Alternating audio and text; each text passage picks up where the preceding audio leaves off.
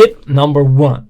Does your website builder has a commercial and marketing feeling? Do you want to acquire customers? Make a living off your website? Is it extra income? Or is it just a website to show off your hobby to the outside world? With any website where generating income is actually a factor, you should look for a web builder who breeds commerce and preferably has a marketing background for a study or anything. The mistake that many people make is that building a beautiful website will automatically generate income. The website must have an inviting and persuading design, also called converting design. People must be able to navigate easily on your website, the "don't make me think," and make a purchase or leave their details at your doorstep. In addition, the foundation of visibility, SEO, must be solid, and the technology must be good and super fast. You also want to be able to easily adapt something in the future, and your website should not fall apart within 5 years of building, overtaken by technology. A website that does not achieve its goal is simply not a good website. So make sure your web builder actually breathes marketing, know how to sell stuff. You might say, well, I'm not selling stuff, I just have a blog. Well, let me tell you something, you're always selling something. In this case of a blog, you're selling your stories to people to read them. If you sell products, well, it's obvious you're selling your products. If you showcase your service, you are selling yourself or your service to your website visitors. Make no mistake, this is very important. Your web builder should actually know how marketing works. Tip number 2. What is his or her track record of 100% owned websites?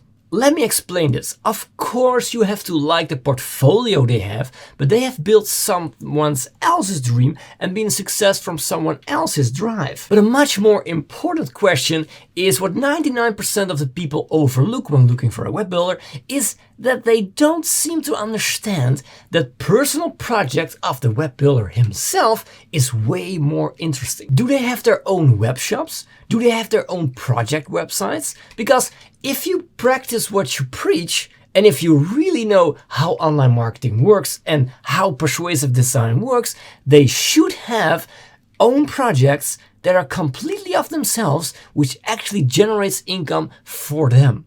Ask your web builder if they make money with their own projects. And this is way more important than you might think, because how is somebody going to help you if they don't practice what they preach on their own websites? How do they know that what they advise you actually works? In the land of the blind, one eye is king. And this is very important that you hire someone who actually has been there, done that, and lives it every single day. Not to boast or anything, but to give you an example, I'm a web builder myself. I actually live from it, and I have 11 personal websites. 2 of them are web shops that actually sell physical products. 3 of them are comparison websites. 2 of them are servicing websites, and 4 blogs. All of them combined are giving me a really nice income to live from. And that's totally apart from my clients that hire me to tell them how to help them with their SEO, with their marketing, and with the persuasive designs. Tip number 3. How good is he/she at communicating with you? This is a very important tip. Do not underestimate this one. Many of my current clients switched to me because they couldn't not communicate with their web designer or web builder in a rightly manner. And you will notice this right from the start. Just leave a message, send them an email, or give them a call, and see how quick they respond to your inquiry. Do they respond through email? Ooh, that's already a bad start. A good web designer or web builder will immediately pick up the phone and give you a personal call so you can get to know them and they can ask the right questions. Communication is vital in the long run. It can be very frustrating if your web designer keeps making the same mistakes. Your web designer, number 1, is doing a very lot based on assumptions. Oh, I thought you meant this. Number 2 is almost or never calling you to have a chat on the phone instead of email or texting, resulting in inefficient emails and text messages just to make some point clear. The third one is not being constructive and motivating. Trust me, entrepreneurship brings a lot of pressure, and negative people to work with is like sucking you dry. Don't do that, ever. The fourth one is not being able to make the right expectations. Then a client says, well, I never know when he's actually going to do this because I have emailed it and asked it, but I do not have a response. And he says, I'm going to pick it up later in 2 weeks. I don't know what I'm working with. If you notice that your web designer or web builder is doing that, please hire someone else. And the fifth one is talking in technical terms and not being able to explain himself properly. Because when you have a relationship with a web designer like that, you always feel stupid to ask things.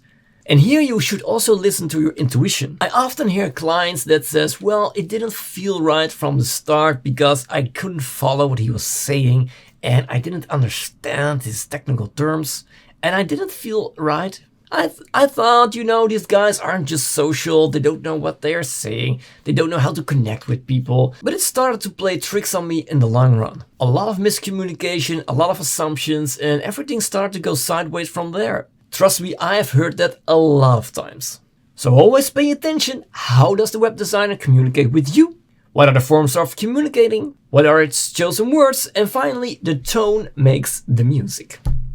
Tip number 4. Thus the web designer or web builder dares and can counter you. As an extension of the communication part, it is very important if you can experience how much knowledge your web designer actually has and does he dare to speak to you about it? And you can easily test this. Just ask some questions about online marketing and the strategy you should take with your website, your business, and your target audience. Actually, this is the way to check is if he or she has some backbone.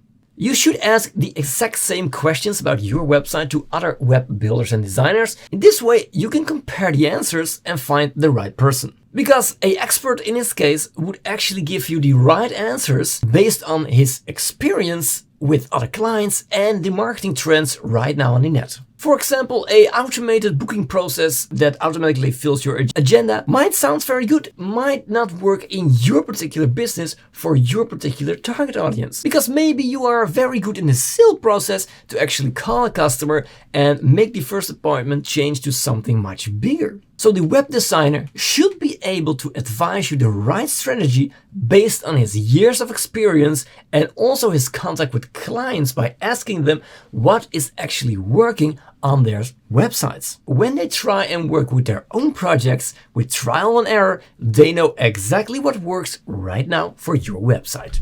Tip number 5. How is the website builder of the website builder itself? Does it only have a Fiverr account or only a LinkedIn profile? Or does he actually have a website? When you look at it, you say, wow, this is amazing. It should be a playground of possibilities, visual effects, and should be the creme de la creme of websites. Now, a many heard excuse I hear is, well, I'm too busy with my clients. I don't have time for my own website. I understand, and I know how that works. But basically, you really should make time for that because it is your only way to show people how awesome you are in building your website. In my opinion, it is pure nonsense. This is because developing someone else's website is way more easier than create your own brand and your own website. I'm talking from experience, guys. I know exactly how it is. Ask the questions that really matter. Who am I? Where I'm going to? Where I'm from, what is my goal? Those are the real core questions that a web builder should really ask himself before getting some clients. A couple days ago, I walked through a garden of someone, and in his garden there was a big sign which says, "Hire me, I'm a gardener and I want to work." But when I looked at his own garden, I was like, oh wow, I do not want this guy to work in my garden. Never. I mean, why would I hire someone which his own garden is a mess? If you're doubting about this one, please don't hesitate, follow your gut and don't go with this web designer. Tip number 6. For $350, your website is done and is ready tomorrow. So the question behind this is, do you want a standard website with just a template you can buy from any place? Or do you want a personally made website completely tailor-made for your brand? If you don't have a lot of money, it's better to start with a $350 website than to not start at all. But you better can watch my tutorial about how to build a website and just create your own website with only $200 to get your Divi license. But if a web builder promises you for only $300 to create a website, what he does is actually grabbing a template, changing some colors, changing some pictures, put your logo in it, and voila, your website is done. If you don't want to have customers, then this is an awesome way to get yourself a website with no customers at all and just no conversion, and your dream will never going to get reality. If it looks too good to be true, it probably is. I have encountered a lot of clients with these kind of websites, and looking at the backend, it is just not well created. The SEO doesn't fit, it's not built for future, you cannot create anything else on it because things will break if you try to add more stuff. And it's not scalable. As an entrepreneur, you have to build an awesome website, which is actually worth your time and your effort. A web builder who really delivers quality knows what he is worth. So the price will be a lot more higher than your $300 for a website. So what is the normal price? Well, I deliver my websites from $3,000 for a person. And you not pay it all up front, you only pay the half up front and the half afterwards. A web builder that asks a lot of money in an hour probably is worth it. If the portfolio fits, if the communication fits, if the website of itself fits, all these things matter. Keep in mind, cutting corners with websites is not the best solution on the long run. Number 7, how are adjustments handled in the future? If all goes well, you will get service after delivery. But remember, if you want to make changes to your website after 6 months, the feeling you get when opening up your website, which is, how did I do this? How should I? And it's really frustrating to log in and you don't know exactly what you're doing. Can you go to your official web designer to ask a simple question, or will he charge you immediately for every 15 minutes you ask something? So who's working on your security? Who's working on your backups? All good questions which you should ask on your web designer or web builder how to implement all those things. And as an entrepreneur, you want to have focus on your business, not on your website. Your business is more important. However, if your website falls apart, you don't have a business. So it's very important to ask with your web builder, how does it work after 6 months, after 1 year? What if I want to scale it up? What if I want to adjust a lot of things? How much money does it cost me? And when you notice your web builder is actually hesitating, or he or she does not know the answer, then you might want to run away, because the only thing he does is putting up fast websites in the air and going to the next clients and next clients. Be aware, you don't want to have such a relationship with your web builder, because your business is way more important than that kind of people. Tip number 8, how does the quote looks? It might sound a little bit strange, but the first offer you get through your mail is very much saying about the person in question. How does the offer look? Is it made up really awesome with nice pictures and it's really clear what they're going to do, how much it will cost, and it just looks like fabulous?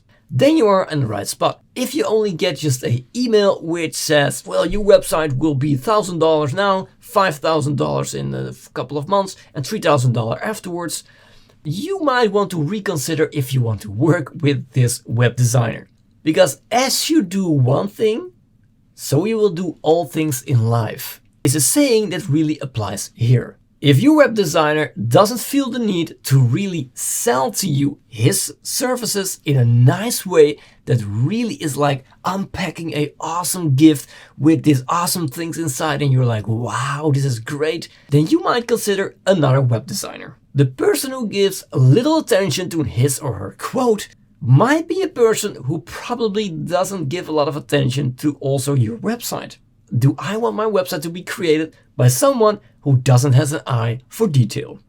Tip number 9. Are the extensions, plugin and themes chosen by your web builder are future proof?